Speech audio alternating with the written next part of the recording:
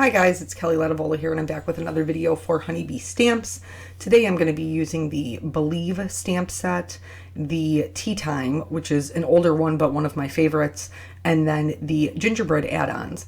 So this stamp set is kind of the whole purpose of the video, and just showing you how you can use those smaller stamp sets to change other stamps that you own. So the Tea Time one I've had for what, like a year and a half, 2 years. So it is, you know, in the ways and means of the stamp world, a little bit older. But I'm going to completely change the way that it looks for the holidays, for Christmas, just by using the gingerbread add-on. So here I'm stamping the Believe. This is going to be my sentiment for the card. I did not put the rest of it on the front of the card. It would go on the inside, and the one I chose, there's lots of good ones on the set, but the one I chose was Believe in the Magic of Christmas. So I'm just going to use the Believe on the front because I'm going to make it part of my scene. I stamped that in red ink. I used Schoolhouse Red from Simon Says Stamp, but please feel free to use whatever you have on hand. And then I'm going to, this is going to be a one layer card, and in order to add the accessories, now mind you, I like one layer cards. I know they're not for everybody. So I'm going to show you how to do it one layer, but you could totally do this with the dies. The Gingerbread House Add Ons has matching dies. You could definitely do it with the dies and it would still be just as cute and probably not as time consuming. Just, you know, full disclosure. So in order to get the accessories on to my cupcake in one layer, I cut all of my masks first so I can use the cupcake as a template of where I want my accessories to go. And then I line up the stamps on top of the accessories, remove all of the masks, and then stamp it down. In my case, I'm using Intense Black by Simon Says Stamp because it's Copic safe, and my entire scene is going to be Copic colored. So the little, I think it's supposed to be a sugar cube actually, from the Tea Time, I am using as like a hard candy, along with the, you'll see later, the gumdrops, to just kind of like sprinkle them about my cups of coffee or cocoa and the cupcakes that are on there. So I started to put down the coffee cup, and then I realized I don't want to stamp that quite, like I need to figure out the spacing. Normally when I do a one layer scene, I'm a little bit more put together. So I kind of come up with my template, and then by the time I turn on my camera, I have a idea of where everything needs to be stamped. If you've watched any of my previous videos, you know, like that you'll see that messy little template that I'm using. I did not do that this time. We had this conversation last video, struggling with my mojo a little bit. And so I just wanted to kind of sit down and play with things that I enjoyed. So the last card that I did, they're sirens. I don't know what's going on, but I hope everybody's okay. The last card that I did was more clean and simple. And then the next thing that I love is scene cards and coloring. And so in order to kind of move along my mojo and make sure that I'm still accomplishing things, I just wanted to sit down and play, which I would recommend to you as well if you are also struggling with your mojo. So when you're doing a one layer card, everything that you want to see all of goes up front, and then you work your way backwards. It can be a little bit confusing, and that's why I try to leave in as much of the scene making as I can, because no matter how much I leave in, people still have questions. And I get it. If you don't do it all the time, or if you haven't seen it done before, it can be very confusing how those things end up being one layer. So this is a much longer video. I know most of you don't have a half an hour to hang out and spend with me, and I totally get that. But if you're looking for, you know, how to color a Christmas tree with lights, or how to color a cupcake frosting, feel free to jump around so you can get what you need. If you're looking to create a one layer card and want to know how to do that, then this portion of the video is for you. So I've stamped all my candies up front because I want them to be in front of my cupcakes and my coffee cups. And then I'm going to move on to the next layer. Now, nobody is perfect, and you'll see that I do make some errors in my stamping, and then I will show you how I fix those as well. I don't believe in cutting out those mistakes. Nobody is perfect in life, let alone card making. And so I don't start over. I think everything can be fixed. And especially with something like this, by the time I made the mistakes, I was already kind of invested in the card, and I certainly wasn't going to start over again. I was also pretty lazy with my masks this time around because I didn't know what I was doing. I didn't pre-cut them. So you'll see that I'm moving around the same exact mask. That's why I'm not stamping, like straight across the card. I don't have multiple masks to use. So now that I've got my coffee cup straight here, I was having a little bit of a hard time getting it on the way that it needed to go on, and so that my coffee wasn't like spilling all over the countertop. I'm going to stamp that down with, and then those, you'll see at the end, like those little candies will be right in front of the plate. But yeah, so I just, I really love one layer cards. I think that they're magical. That's just, I know it's my own personal opinion, but I think that it's so fun to create that illusion of dimension. So there, what you just saw me do was mask those and stamp the tree in the back. Here, I apologize for my head being in so much of this video. I'm going to cut off the back rim of this coffee cup. Here's where I'm making my error, by the way. It's because I'm putting this coffee cup in front of the other one, and that means, see how I'm going to stamp right over that saucer? I'm going to stamp right over the saucer. And the one in the back should be in front of this one because I stamped it first. That's my error. I wanted to put a little candy cane in this like little hot chocolate. I thought that would be super cute. But in order to do that, I do have to get a little bit creative with my masks. So I put the candy cane where I needed it to be in the cup. And then I'm going to remove the masks except for I'm going to leave the coffee cup one there while I stamp the candy cane because I don't want the bottom portion of the candy cane to be visible. It needs to look like it's in the cup. So then I'm going to put the candy cane mask on and trim it where the cup will start. And I'm going to leave that just half of mask in place. Remove the coffee cup mask once I have my stamp lined up, and then that way when I stamp the cup, it'll look like my coffee or my candy cane is inside of my cup. It's going to look a little bit kind of crazy while we're doing it, but you'll definitely see how it ends up looking at the end, as if the candy cane is inside of it. I think that's also how I made my error in stamping over the saucer, because I was concentrating so hard on the candy cane portion of it that I wasn't paying attention to the bottom of it, and you can see right there where they overlap. Now, I'm not going to start over. I am just going to roll with it. I'm going to cover it up with some coloring and some detail work. So that mask I cut apart, I can just fit right back together. And then I wanted to stamp another cupcake in the background, but I only have one coffee cup mask. And again, I told you I was being super lazy. So in order to create my other, I'm going to do the accessories first, same way that I did before. The way that I'm lining them up.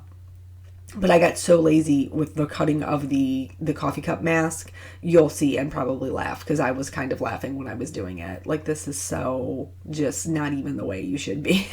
This is not the way that you should be doing it, but it will work, and it got me to where I needed to be. I don't know how you guys are doing with Christmas. It's been very hectic here with the move and trying to get Christmas shopping done and still work and get our household in order and still see everybody for Christmas.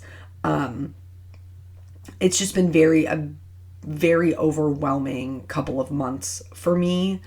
And so here's my laziness. So I stuck my stamp to my hand, and then I'm going to stamp it down on my masking paper because I just need the bottom portion of it to mask the saucer, so that I can put the cupcake where it needs to go.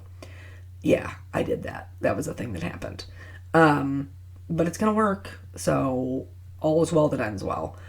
So yeah, just been feeling, I guess, okay, so you guys know that typically here on my channel, I try to keep things very real, and it's not always sunshine and rainbows. And like when we talk about story time and stuff, like this is my real life. This isn't like I'm not some made up person, or I don't make up stories to entertain you guys. Like this is my real life, and sometimes it's not all that grand. I'm very blessed. I have no complaints about my life, but sometimes I just feel very overwhelmed. And so I get overpeopled. Like I'm an extrovert and I love people and I love spending time with people. But sometimes I just, I hit my quota on the expectations that I have to meet, and then I don't have any more to give. So here I wanted to put this tree like in a little stand so it would be taller, and I did that by using the chimney from the Gingerbread House Add Ons, and then just masked that and then stamped the tree right on top to give it some height. Back to my overpeopling. So I am an extrovert and I love people, and I love doing things for other people and being helpful and giving back, and I think all of those things are important. But sometimes I just don't have anything left to give. I'm pouring from an empty cup. And so on Saturday, it was a very, very busy day for us. And we had Shop with a Cop in the morning, which for those of you that don't know what Shop with a Cop is, it's basically a program where families who are in need, they may be lower income families or had a death in the family, but who need some help at the holidays, are part of this Shop with the Cop program, and we take them shopping. Each child has like $125 to spend. We pick them up in the cruiser, take them to the FOP lodge, give them breakfast, then take them shopping, bring them back, do pizza and wrapping gifts and meeting Santa. And it's really a wonderful, wonderful program with a lot of people donating their time. I've done Shop with a Cop for every year I've worked for the police department. But the last couple of years, I have done the face painting. They had a face painter one year. I believe she charged them. And then the officer that I work with who runs it said something to me, don't you do face painting? And I said, yeah. And he said, would you be willing to do it at Shop with the Cop? And I was like, of course. So the last couple of years I have done the face painting there. It is unbelievably demanding. This year we had 110 kids. And my youth group girls who normally help me actually all had to work, and I can't blame them. They're 16 years old and need the money. I totally get it. I was 16 once too. And so I was on my own again, and cops are worse than parents, because cops are all there to, like, they just want to talk to other cops. And, it's times where I get to see people from other departments that I have worked at. I get to see people from, other departments where maybe they were in the academy together or had been to training together. There's all, there's this whole inter-network. And it's nice for us to get to see each other and then also do something nice for the kids. But at some point or another, and I'm not sure how it's happened, as the face painter, I've also become the babysitter of the children. And so that can be very, very difficult, because I'm trying to accomplish the face painting for the kid who's in front of me, while also telling the other kids they have to wait in line and don't push and shove and keep your hands to yourself, and things like that. Back to the card. So here, you saw me frame in the Believe. I wanted it to look like, like a sign on the wall, part of a scene. And then I filled it all in with a light, like blue-green color. And then I'm just going to add a little bit of shading. I'm not so much looking at the shading behind the items as much as I am of just making the part where it meets the countertop darker, because the items are going to be so far in front of the wall, they aren't really going to have a shadow on there. But I am adding a little bit of shadow next to the sign so that it comes off of the wall a little bit.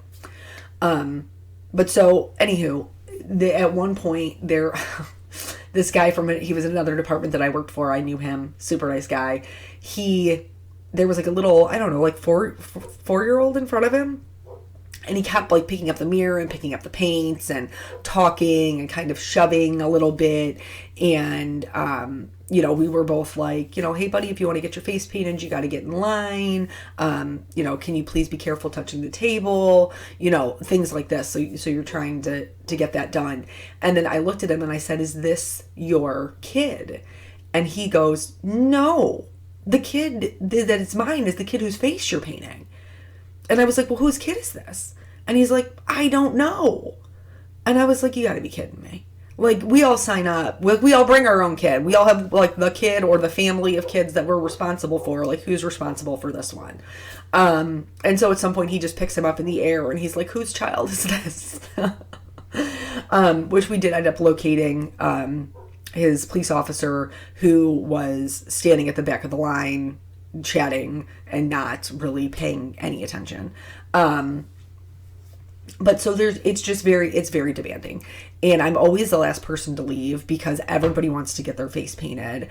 And, you have them that'll wait until the very last minute. Like, I've been there, I paint faces in the morning before we go shopping, and then I paint faces when we come back. And there's still one person after I've already washed my brushes who's like, hey, could I? And I'm like, oh, buddy, you're killing me. You're just killing me. And so this year I was very firm about, like, I was going to be done at 1:30. Mind you, the whole thing starts at 8. Like, we have to meet at the station at 8. So I was very firm that I was going to be done at 1:30 because we needed to get together to go to Eric's family's house, who lives an hour away from us. And we needed to be there by 4:30. So I still had to, go home, let the dogs out, all that jazz. Last year, we didn't know any better, and Eric and I drove together in the cruiser, and so he had to wait for me, and we got done super, super late. So this year, we went in the morning and dropped off my car at the FOP Lodge, so that way he could take our child home whenever the kid was ready to go, because last year's kids just got stuck waiting on me. And then I just left from there, came home, let the dogs out, and then he came home, picked me up. So, this year, like, I was very firm, get out of there at 1:30, come home, do a couple of things around the house. I actually think I maybe finished up a card or started editing a video or something while I was waiting for him to drive home. And then, we got ready and went to his mom and dad's, which is wonderful. His family is wonderful. I finally got to meet his extended family. He has family that lives in Southern Ohio and PA, and they come in for the holidays, and it was very, very nice to be able to meet them. And so when I tell you this, I want you to understand that it's not the company. Okay? So we get there at 4:30. At about 7:45, I ask Eric, what time did you want to go? Because now, mind you, the dogs have also been cooped up all day. And he's like, probably about 8:30. So I try to wait as long as I can on my quota. Like, I try to interact and be involved with people for as long as I can. But I naturally have RBF. Like, so when I'm done interacting, I just look miserable. And it's not that I am miserable, that's not it. I've just kind of met my quota.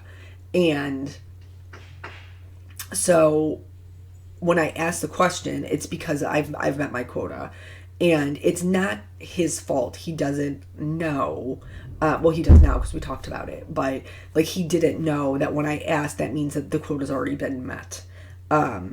I'm just, back to the card, I'm just using some grays to kind of darken up that shadow underneath the picture so that it looks just a little bit more like it's away from the wall. Using the blue greens to do the shadows just wasn't really enough for me. And then do be careful when what ink you use. when you're doing like the shading on the white, if you're using ink that is not Copic safe, which the one I chose was the Simon Says stamp, it is not Copic safe, you can get a little bit of smudging on your stamping, so just be aware of that. The tree, I'm going to add shading, mostly coming down from the top, a little bit up from the bottom, just to kind of get that striation, to give the feel of some texture for the pine needles. But I'm going to concentrate most of the shading at the tops because that's where each layer would come out from. So anyway, it's totally not his fault. He didn't know that meant I was ready to go. And so eventually we end up leaving at like 8:30, and we're talking on the way home a little bit, and he's like, "Are you okay?" And I was like, "I've just, I've met my people quota. That's all." And so trying to explain that to him, and that being super overwhelmed and anxiety and stuff like that. And I think that like people nowadays, you see a lot about anxiety or and I think everybody has some to some degree. It just depends on what the thing is. Back to the card. So yeah, my tree is done.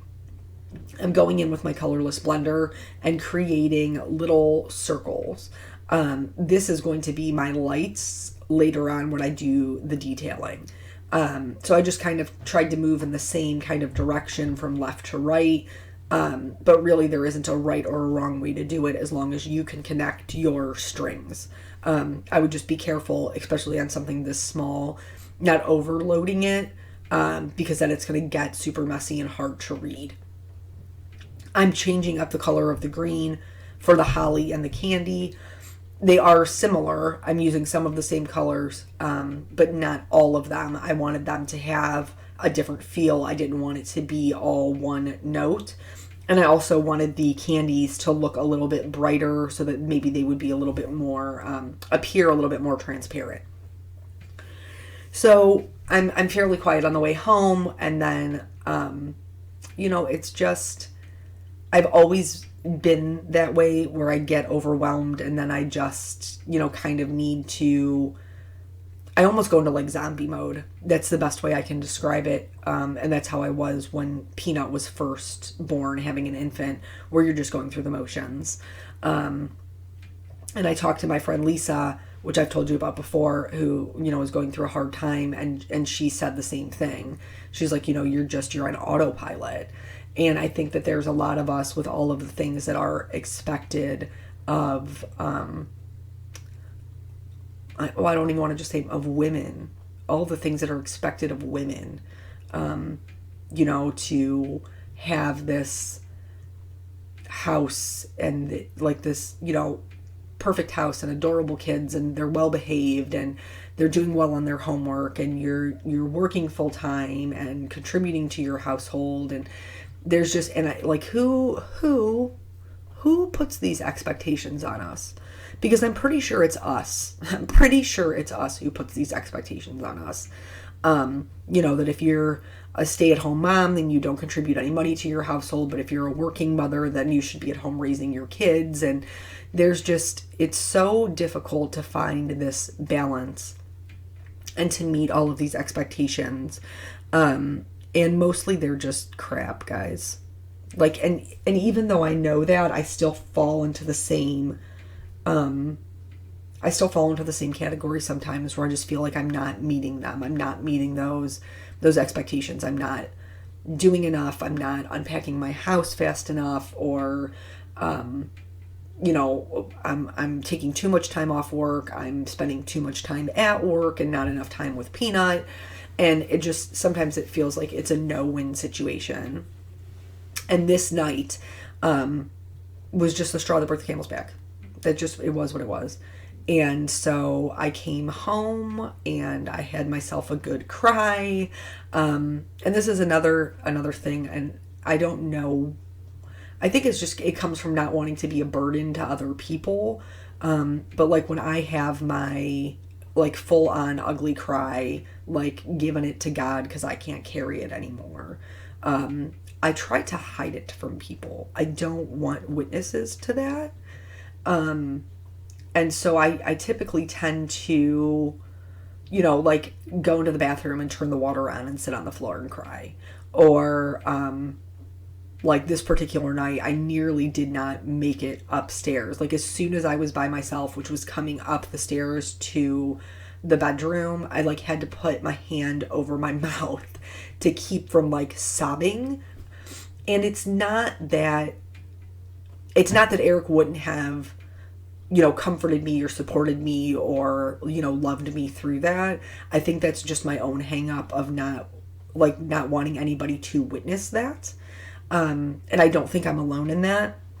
But, so when I was, before Eric and I got together, when I was married, I used to come home and cry to my dog. Like if I had a really bad day. And now mind you, these days are far and few between. This is not my everyday. Okay. I'm just kind of trying to share my experience of just being overwhelmed and let you know that if you are this way, you are not alone. There's a lot of us out there who are just pushing through. And so I would come home and Molly would sit on the couch next to me and put her head on my shoulder, and then I would hug her and I would cry. And Molly was my support system.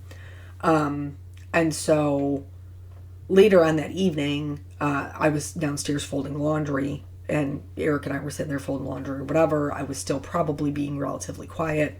I have to go back to the card. So this is how I fixed the boo-boo there. I used some green to shade my red. And I know that probably sounds weird, but if you use a complementary color to shade, it tones it down. Now, you have to use the same tone. Like you can't use a super, like a YG01 to shade a R29. You're not going to be able to see it. So you have to use something in the same tone range, same depth range, but it will work to make it darker. And then I'm going to use some detailing to further kind of mask that error that I had. But anywho, so we were downstairs folding laundry, and Molly comes over and sits next to me on the couch and puts her head on my shoulder, and then I just started crying. And then poor Eric is like, babe, are you crying? What's wrong? What's happening? Why are you crying? And so, like, we had a conversation about just feeling very overwhelmed with, like, I haven't had a real day off since November, the beginning of November, because of the packing and the moving and the holidays and the cleaning of the rental, and it's just been too much. And the thing that I guess scares me to death is that I have a great support system. I have a wonderful, wonderful support system. My family is amazing. They have helped me every step of the way. Eric's family has helped us, move in and get things situated. Eric is super helpful, and like I'm still feeling very overwhelmed. So I cannot even imagine how people who don't have that kind of support system, how they even feel. Because wow, just like if that's a situation that you're in, or somebody who's in that situation, or maybe you have a friend whose family is not super supportive, like please support them, because they're struggling just as much as the rest of us with much less opportunity for help. So anywho, we had a very good talk. I felt much better afterward, but just know, like, especially the holiday season can be very emotional if you have loved ones that you've lost, if you maybe have kids who aren't going to be coming home for the holidays. It can be very overwhelming, and it's totally okay to have yourself a moment where you sit down on your bathroom floor and cry, and then don't unpack and live there. Okay? Like don't stay there. It's okay. You have your cry, give it to God, and then, find your best way to work through it, and then get up off the floor, wipe your face off, and go back to doing the things that need to be done to the best of your ability. But also it's okay to say no. And I struggle with this, and I know a lot of people struggle with this. If you don't have it in you, if you don't have the time to do it, it's okay to tell people no and not have any leftover guilt about that. You don't have to do all of the things for everybody. you do the best you can for the people that you can do for. That's my advice. And I'm going to try to take my own advice. We'll see how it goes. So in order to just, break up a little bit, I was looking for something that would go with my red and green. I picked some yellows. I colored them the exact same way. I really just wanted to show you the color combination in case you loved it and wanted to use it. And then I'm going to do the cupcake holders and the pot that the tree is in, just kind of like a light, like a silver-ish color. So that's kind of where I'm at. I am moving along with the Christmas decorations are done now. There's more and more coming off of my plate. It's just that, that mental load that we kind of all carry, that can be a little bit trying. But like, I'm not myself, I guess. That's too negative, so it's double negative. But because, just because I guess when I have these conversations with you guys and we talk about life, I do want to be real with you about what real life is. I don't want there to be any impression whatsoever that I don't have the same struggles that everybody else does. And I oftentimes see you guys make a lot of comments about, like, I don't know how you do it. I don't know how you do all the things that you do in a day. And there are times that I don't know how I do it. But believe me, there's plenty of times where I don't get it done, guys. I'm not perfect. I'm not some kind of rock star. I am, going on very minimal sleep and trying the best I can, just like you. So for the trees, in order to put the string of lights on, I did that with a white gel pen. I'm going to add some shine onto my cupcakes with that gel pen. And then I'm also going to draw a little bit of detail on these coffee cups, which will be the second way, and really the most important way, that I'm going to mask that stamping issue that I had. I also changed the gumdrops. Instead of having black spots, I wanted them to have white, so they look like they have sugar sprinkled on top of them. And so I did that with the white gel pen as well.